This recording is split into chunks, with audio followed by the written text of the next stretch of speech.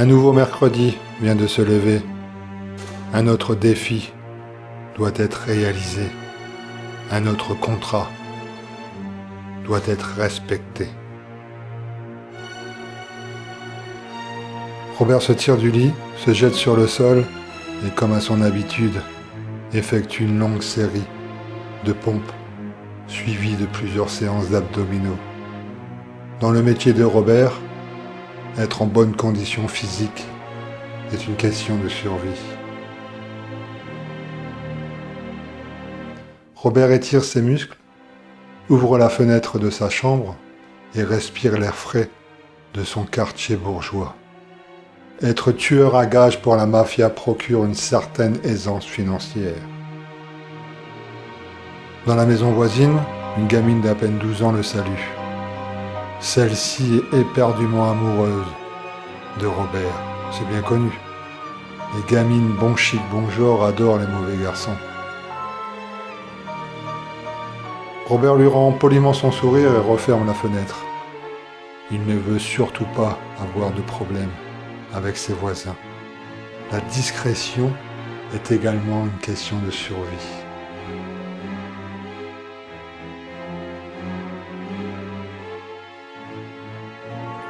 Robert inspecte la douche, un tueur aguerri n'est jamais assez prudent, et plonge sous les jets glacés, glacés comme l'iceberg qui a coulé le Titanic.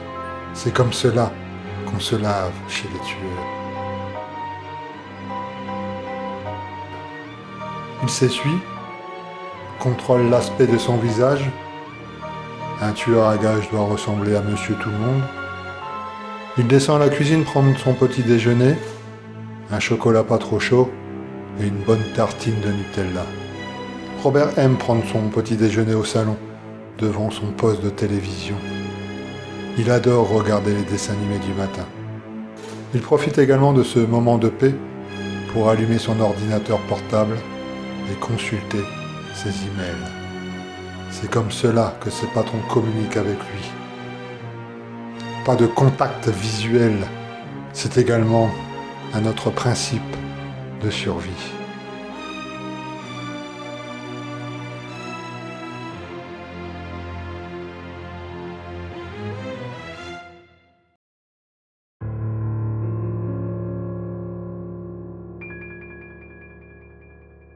Aujourd'hui est une grosse journée.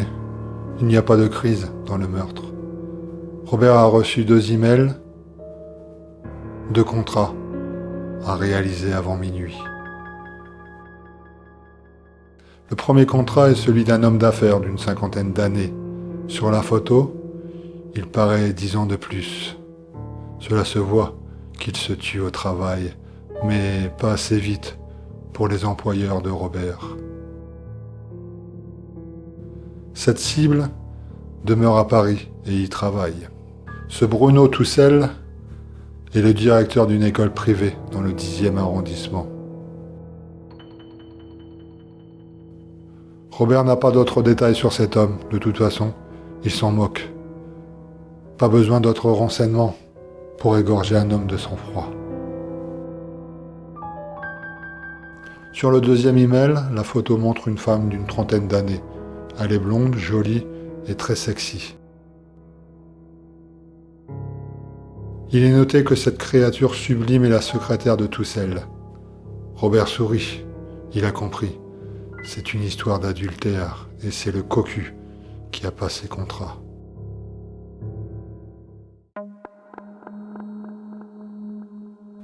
Robert efface ses 2 courriels, referme son ordinateur portable et le range dans son sac à dos.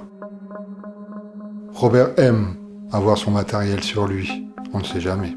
Du même sac à dos, il sort son outil préféré, un long couteau avec un manche de corne de bœuf. Robert n'aime pas les armes à feu, ça fait trop de bruit et c'est vite en panne de cartouche. Il aiguise lentement sa lame, il adore voir son image se refléter sur l'acier blanc. Robert range délicatement son arme dans son sac à dos, il rajoute une corne d'escalade et part affronter cette longue journée.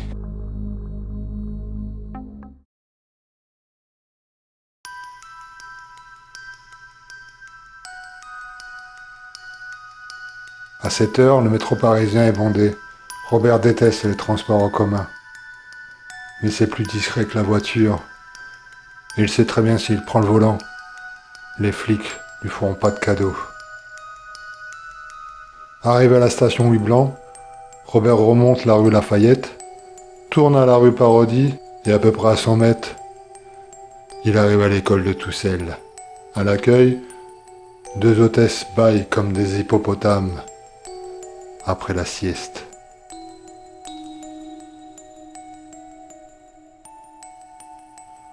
Notre tueur entre dans un des 3 ascenseurs et grimpe au 3e étage.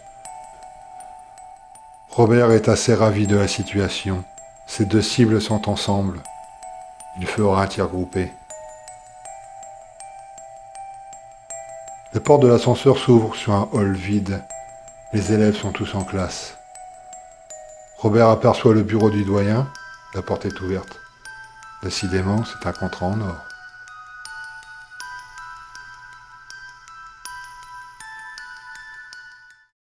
Robert vérifie une dernière fois le hall vide, pousse la porte du directeur et referme derrière lui. Ces 2 cibles ne prêtent pas attention à ceux qui les entourent. Ils sont bien trop occupés à faire l'amour sur la table de réunion. La secrétaire est sur le dos et les reins du directeur vont et viennent. En voyant les corps nus et chauds, Robert a un petit goût de dégoût dans la bouche. Mais il n'oublie pas pourquoi il est là. Il sort sa lame et se précipite sur Toussel. D'un coup net et rapide, la lame du couteau tranche la gorge du vieux. La secrétaire hurle de terreur. Ses hurlements résonnent dans toute l'école. Robert doit faire vite. Trop tard, les agents de sécurité sont déjà derrière son dos. Robert doit fuir. Il ouvre une des fenêtres du bureau, sort sa corde d'escalade de son sac à dos et descend, telle une araignée, fuyant la vengeance de l'homme.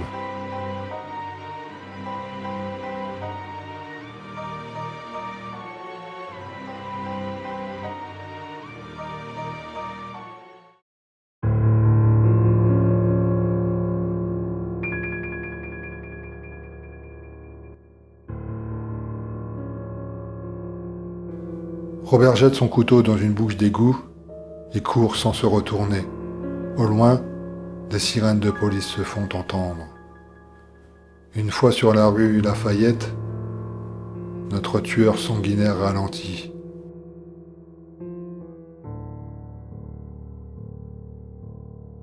Il se retourne, personne ne le suit.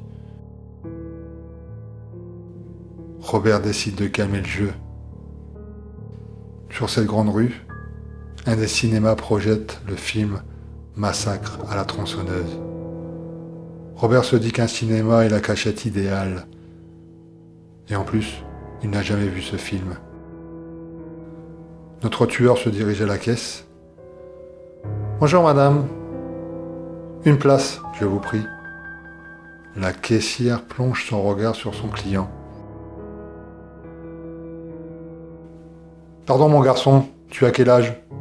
Car le film est interdit aux moins de 16 ans. » Robert hausse les épaules. « J'ai 12 ans, madame. »